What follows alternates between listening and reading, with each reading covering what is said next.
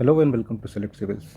हम PYQs कर रहे हैं मेंस के लिए, और अब चूंकि एक एग्ज़ाम कैलेंडर भी आ गया है और इसमें चेंजेस की बहुत कम चांस है, क्योंकि हमने देखा कि CDPO और जो बैकलॉग वैकेंसी थी उसके लिए एडमिट कार्ड भी लिंक एक्टिवेट कर दिया गया है। सो यू मस्ट प्रिपेयर, ये मानते हुए कि अब 8 मार्च को एग्ज़ाम हो जाएगा।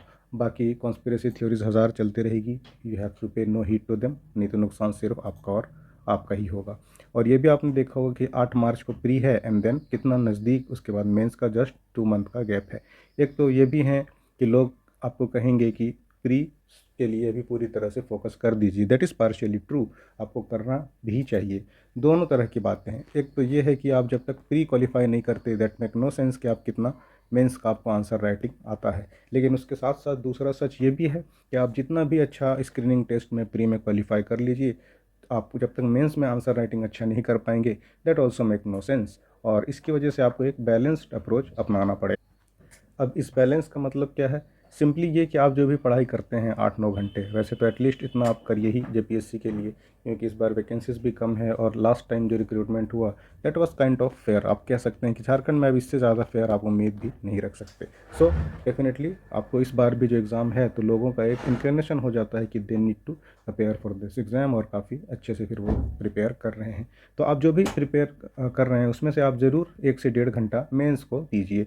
बस इसको आप इस तरह से भी ले सकते हैं कि व्हेन यू आर रट्टा लगाते लगाते जब दिमाग रुक जाए, so definitely you take this mains वाला पार्ट, और इसमें इसको जस्ट थोड़ा सा जानते हुए कि कैसे आंसर राइटिंग करना है। क्योंकि जब वो टाइम होता है तो जो लोग फाइनली नहीं सेलेक्ट हो पाए, या मेंस में कुछ वजह से रह गया, या इंटरव्यू में फाइनली नहीं हो पाया उनका, मुश्किल चीज़ हो जाती है कि आप उस प्री से मेंस वाले गैप में बिल्कुल, वो जो स्टार्ट ही कर रहे हैं उनके लिए तो नेक्स्ट इम्पॉसिबल हो जाता है। और बाकी ऐसे भी आपको मिलेंगे लोग कि आप अभी सब कुछ छोड़ दीजिए, प्री में लग जाइए। ये उनके लिए कारगर है जिसको कुछ अता पता है ही नहीं सिविल सर्विसेज का, जस्ट वो सोच रहे थे कि अपेयर करना है और बीच में नोटिस या फिर नोटिफिकेशन आ जाए तो फिर वो होता है कि आप इस बार एटलीस्ट मेंस लिखिए। वो भी एक तरह से काइंड ऑफ लॉजिकली ठीक है, बट अगर आप चाहते हैं कि वन गो में हो जाए तो आप मेंस को इग्नोर नहीं कर सकते।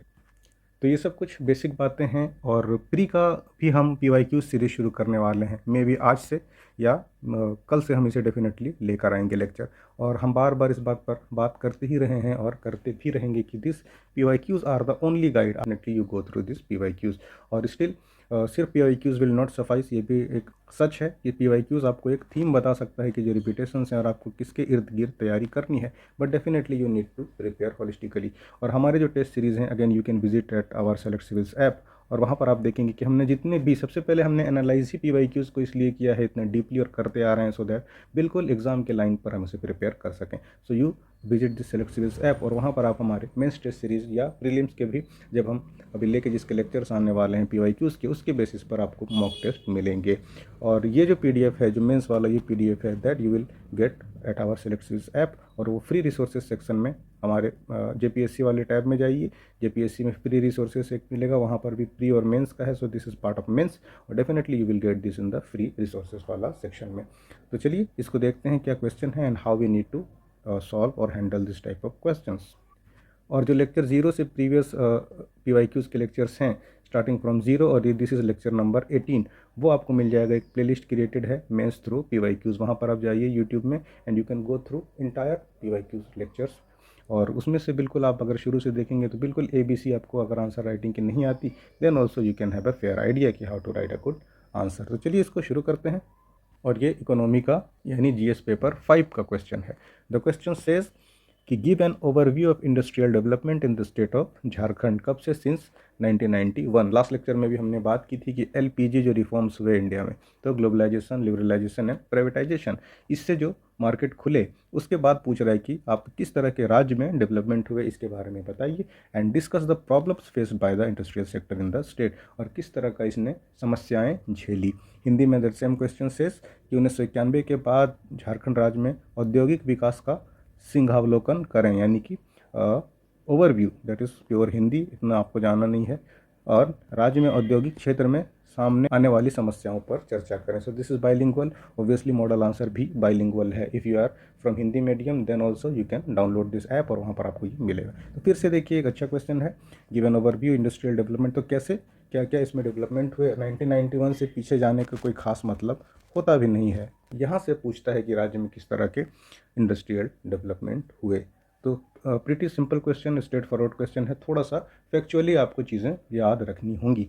और this is also asked in 40 marker, तो ये भी आपको 800 से 900 वर्ड्स में बेहतर है कि आप लिखिए। तो first we will write the introduction, कि हमें इंट्रोडक्शन, बॉडी और कंक्लूजन, ये सब बेसिक चीज़ें आप सुनते ही आए होंगे जब से आपने तैयारी शुरू की होगी। तो you do not need to write this कि आप इंट्रोडक्शन लिख रहे हैं, जस्ट आई एम टेलिंग कि सबसे पहले हम इंट्रोडक्शन लिखेंगे।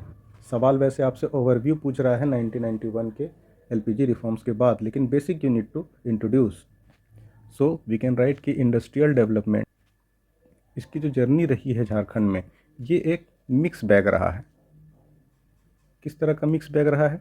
तो सबसे पहले this is driven by what? Rich mineral resources. किस तरह का मिनरल रिसोर्सेज? तो हमें पता है कि झारखंड में हर तरह के मिनरल रिसोर्सेज हैं, बी इट कोल सबसे पहले, या बॉक्साइट, या जो भी आपको उस टाइम नहीं भी याद आए तो यू कैन नेम यूरेनियम जैसे क्रिटिकल मिनरल्स भी यहाँ पर मिलते हैं। तो कोई बहुत ज़्यादा स्ट्रेस देने की ज़रूरत नहीं है कि आपको क्या लिखना है। एग्जाम्पल में यू कैन राइट कोई सा भी, ऑलमोस्ट सारा ही मेटल यहाँ पर मिलता है। ऑल राइट, सो ये तो ये हो गया कि मिनरल रिसोर्सेज से ड्रिवन ये रहा, but at the same time mix bag हमने क्यों कहा है कि इतना मिनरल रिच होने के बावजूद भी इसकी जो जर्नी रही है एलपीजी रिफॉर्म के बाद, वो मिनरल बेस्ड रहा है, उसके एक्सप्लोटेशन बेस्ड रहा है, बट स्टिल कई तरह के स्ट्रक्चरल प्रॉब्लम्स को ये फेस कर रहा है ना। अब क्या स्ट्रक्चरल प्रॉब्लम्स है? तो इसमें भी आप एन नंबर ऑफ चीज़ें एग्जाम्पल में आपके सामने हैं जो कि लिख सकते हैं, जैसे infrastructural issue, land related conflicts, ये सब आपका प्रॉब्लम्स है। या फिर गवर्नेंस भी एक बहुत बड़ा झारखंड में मुद्दा है। यहाँ पर क्या है, गवर्नेंस की जो स्थिति है that is not that good कि वो अच्छे से यूटिलाइज कर सके रिसोर्सेज को। सो इस वजह से ये एक मिक्स बैग है। जस्ट ये मैं आपको समझाने के लिए कह रहा हूँ। Ideally what should be the wordings, आप यहाँ से एक आइडिया लीजिए and that we have written in detail, जो आपको मॉडल आंसर मिलेगा बाइलिंगुअल। अब इस इंट्रोडक्शन के बाद आपको एक डेवलपमेंट क्या हुआ है 1991 से, उसका एक टाइमलाइन बताना है। और टाइमलाइन में बस एक डायमेंशन नहीं कवर करनी है, हर मल्टी डायमेंशनल, जैसे कि इंडस्ट्रियल डेवलपमेंट में क्या हुआ, क्या उसके साथ यूनिट्स खोले गए, उसका एम्प्लॉयमेंट में क्या हुआ, पॉलिसी इनिशिएटिव्स क्या हुए, उससे कितना एफडीआई हुआ, कितना एम्प्लॉयमेंट जनरेशन हुआ है ना, इस तरह की जीडीपी में कितना किस सेक्टर का कंट्रीब्यूशन रहा, this things you need to write, so that development का जो प्रोसेस हुआ 1991 से जर्नी, इसके बारे में जो क्वेश्चन पूछा गया है वहाँ आपको लिख सकें। अच्छा, एक चीज़ और कि डू नॉट डेविएट, जो आपको आता है वो नहीं लिखना है, जो आपसे पूछा गया है that you need to write. ये सब ब्लफ तभी होता है जब आपको कुछ आइडिया ही नहीं लग रहा हो और आपको पेजेस भरने हैं। तो जब कोई ऑप्शन ही नहीं है तब तो ठीक है, लेकिन कभी ऐसा माइंडसेट नहीं रखना है कि बस मैंने जो पढ़ा है आज तो मैं लिख के ही आऊँगा या आऊँगी। तो उसी तरह से आपको फिर मार्किंग मिलेंगे और फिर से फ्री के लिए लग जाइएगा तैयारी करने में। So be careful of it. Okay, तो सबसे पहले डेवलपमेंट में हम ये लिख सकते हैं कि इस्टेब्लिशमेंट ऑफ क्या हुआ है, कई सारे इंडस्ट्रियल यूनिट्स डेवलप किए गए। और बार बार मैं कहता रहता हूँ, what ever you right substantiate it with examples, datas, names, और ये वेरीफाइड लिखिए आप इसके रिसोर्सेज को। तो इसमें भी आप इस्टेब्लिशमेंट ऑफ किस तरह का इंडस्ट्री हुआ after carving out it from 2000 from Bihar, तो ये सब थोड़ा सा आपको लिखना है सो दैट आपके आंसर में थोड़ा वजन आए, डेप्थ आए। अब क्या इसमें एग्जांपल्स लिख सकते हैं, जैसे 26 मेगा इंडस्ट्रीज़ बने, उसके साथ साथ मोर देन 100 लार्ज और मीडियम इंडस्ट्रीज़ बनी, और मोर देन 18,000 प्लस एमएसएमईज़ का डेवलपमेंट हुआ। तो इस तरह का इस्टेब्लिशमेंट हुआ, ये भी ऑब्वियसली डेवलपमेंट जर्नी का ही एक हिस्सा है। अब इसमें क्या हुआ, एक अलग पॉइंटर दे सकते हैं कि ये जो डेवलपमेंट प्रोसेस हुआ, this generated more than 60,000 jobs in the state. तो ये भी इंडस्ट्रियल डेवलपमेंट से पॉसिबल हो सका। ये हो गई आप 1991 से जर्नी का एक पार्ट। अब ये कैसे रहा, तो this was based on what, resource driven. फिर इसको बताइए कि 40% जो यहाँ पर पूरे इंडिया का यहाँ मिनरल्स पाया जाता है, और इस वजह से मेजरली क्या हो गया, ये रिसोर्स ड्रिवन हुआ, और अलग अलग तरह का क्रिटिकल मिनरल्स को यूज़ करके ये डेवलपमेंट की जर्नी चलते आगे बढ़ती गई। और जब हम फीडबैक में लिखेंगे तो भी ये काम आएगा कि सिर्फ और सिर्फ नेचुरल रिसोर्सेज पे ज़्यादा डिपेंडेंसी देखने को मिलती है, रेदर देन कि हम दूसरे आयाम खोज सकें। कोई स्टार्टअप नहीं मिलता आपको झारखंड से, या एफडीआई कोई ऐसे ग्रीन फील्ड में नहीं हुआ जिससे बहुत ज़्यादा फ़ायदा हो सके। सबकी नज़र किस पे है, झारखंड के रिसोर्सेज पे। अब ये सब जो डेवलपमेंट की जर्नी हुई, this is possible due to policy. किस तरह का पॉलिसी, तो policy initiatives taken by the government of Jharkhand. अब ये आपको पता होना चाहिए कि कई सारी इंडस्ट्रियल पॉलिसीज़ आती है। वैसे तो प्रैक्टिकली याद रखना ये पॉसिबल नहीं है, लेकिन आपको कुछ एग्जांपल्स देने हैं जो कि अभी एक तो इंडस्ट्रियल पॉलिसी चल रही है या फिर जो शुरू में हुआ या फिर बीच में कोई जो मेजर चेंजेस आए। सो this is the policy at the banking, जिसकी वजह से ये इंडस्ट्रियल जर्नी 1991 से कंटिन्यू हो सकी। उस टाइम संयुक्त बिहार का हिस्सा था और जब झारखंड अलग हुआ तो 2001 में पहली पॉलिसी आई, फॉलोड बाय कई सारी पॉलिसीज़ है। 2016 में एक पॉलिसी आई एंड फिर 2021 में जो अभी जो चल रहा है झारखंड में AIIPP यानी Jharkhand industrial and investment promotion policy, इसी से ये गवर्न हो रहा है। इससे पहले भी जो मेजर पॉलिसीज थी, और ये ऑब्वियस भी है कि पॉलिसीज़ कीप ऑन चेंजिंग और रीशफलिंग, रीफ्रेमिंग, तो अभी इससे गवर्न हो रहा है और जो डेवलपमेंट जर्नी है टाइम टू टाइम इसे ट्विक किया जाता है so that maximum of the resources and the human capital can be achieved. अब इन पॉलिसी से क्या हुआ, MSME को ग्रोथ मिला, उसके साथ साथ इसने इंसेंटिवाइज किया कई सारे सेक्टर्स को, जिसमें रिन्यूएबल एनर्जी है, देन वी हैव टेक्सटाइल है जैसे tussar, then we have plastic park. तो ये सब पॉलिसी के ही इम्प्लीमेंटेशन से पॉसिबल हो सका ना, और इससे कई सारे इकोनॉमिक बेल्ट्स भी डेवलप हुए। फॉर एग्जांपल जमशेदपुर सरायकेला खरसावां एक बेल्ट हो गया, then you have Bokaro Dhanbad Giridih वाला belt. So these are part of all this policy since 1991 से जो, और ये हम बात कर रहे हैं रिसेंट पॉलिसीज़ जो अभी ग्राउंड पर वर्किंग है। नेक्स्ट जब हम जर्नी के बारे में लिखेंगे तो FDI के बारे में बात करेंगे कि ये भी इस तरह से पॉलिसी की वजह से 1991 से FDI का क्या सीन रहा है झारखंड में। ये हमने वैसे लास्ट लेक्चर में भी डिस्कस किया था, है ना, कि इंडिया में FDI का सवाल ही स्पेसिफिक था FDI के बारे में। Then also we had discussed कि झारखंड में किस तरह की स्थिति है प्रत्यक्ष विदेशी निवेश, फॉरेन डायरेक्ट इन्वेस्टमेंट को लेके। तो इसके भी आप पॉइंट्स लिखेंगे कि झारखंड में कई सारे पॉलिसी की वजह से FDI इनफ्लोज कहाँ पहुँच गया, तो लगभग 22,000 करोड़ रुपए पहुँच गया है, यानी कि ऑलमोस्ट $3 बिलियन पहुँच गया। हालांकि नंबर बहुत अच्छे तो नहीं है, but still you have a point कि FDI हो रहा है। एंड देन फिर इंफ्रास्ट्रक्चरल सपोर्ट भी एक पॉइंट है कि इस वजह से भी ये जो 1991 के डेवलपमेंट की जर्नी है उसमें इंफ्रास्ट्रक्चर सपोर्ट का भी एक हिस्सा रहा है। एंड देन ये तो हो गया एक positive part. You need to write the bottlenecks, इसमें क्या क्या तरह की कमी रह जाती है सो दैट जो होना चाहिए जर्नी ग्रोथ की ट्रेजेक्टरी वो अचीव नहीं हुई है। अब उसमें सबसे पहले आप लिखेंगे कि ओवर डिपेंडेंस किसमें है, मिनरल्स में। जैसा हमने शुरू में ही बात की, बाकी सेक्टर्स में कुछ अच्छा देखने को उतना नहीं मिला जितना सबकी नज़र किसमें पड़ी है, मिनरल्स में। हर तरह का कुछ ना कुछ हथकंडा चलता रहता है कि एक्सप्लॉइट करते रहो। उसके बाद इंफ्रास्ट्रक्चरल में बहुत कुछ कई सारे कमियां हैं, डेफिसिट्स हैं। देन लैंड एक्विजिशन में एक बहुत बड़ा, उसके रेगुलेशन में हर्डल्स हैं। उसके अलावा SPT-CNT की कॉम्प्लेक्सिटी की वजह से भी बहुत सारे लैंड एक्विजिशंस में प्रॉब्लम्स आते हैं। एंड देन इन्वायरमेंटल इश्यूज आप लिख सकते हैं। तो इस तरह से holistically you will have to write the bottlenecks and then we will conclude, फिर इसका कंक्लूजन होगा। तो हर बार मैं सोचता हूँ कि मैं शॉर्ट में बस इंट्रोडक्शन करके आगे बढ़ जाऊँ, बट नॉनदलेस चलिए आपको कुछ तो बेनिफिट हो जाए इससे।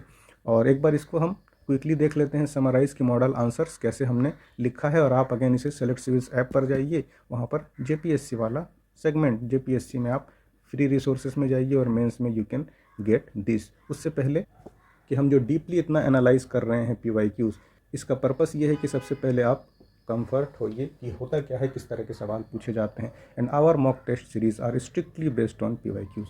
तो once you enroll in this app, आप डेफिनेटली उसे इनरोल करिए और बिल्कुल हैंड होल्डिंग की तरह, बिल्कुल अगर आप शुरुआत भी कर रहे हैं तो by the end of the exam, मतलब मेंस लिखने का टाइम आते तक ऐसा हो जाएगा कि you can easily clear this exam in one go. और मैं ये नहीं कह रहा कि आप डेडिकेटली, मैंने शुरू में भी जैसे बात की, जो भी आप टाइम देते हैं 8 से 9 घंटा, तो 1 से 1.5 घंटा ज़रूर आप मेंस के लिए दीजिए, क्योंकि आप एक अच्छी बुनियाद के साथ जाएंगे तो definitely you will crack this exam. नहीं तो तोपचंद बन के भी कोई बहुत फ़ायदा नहीं है कि प्रीलिम्स में आप टॉप ही कर रहे हैं।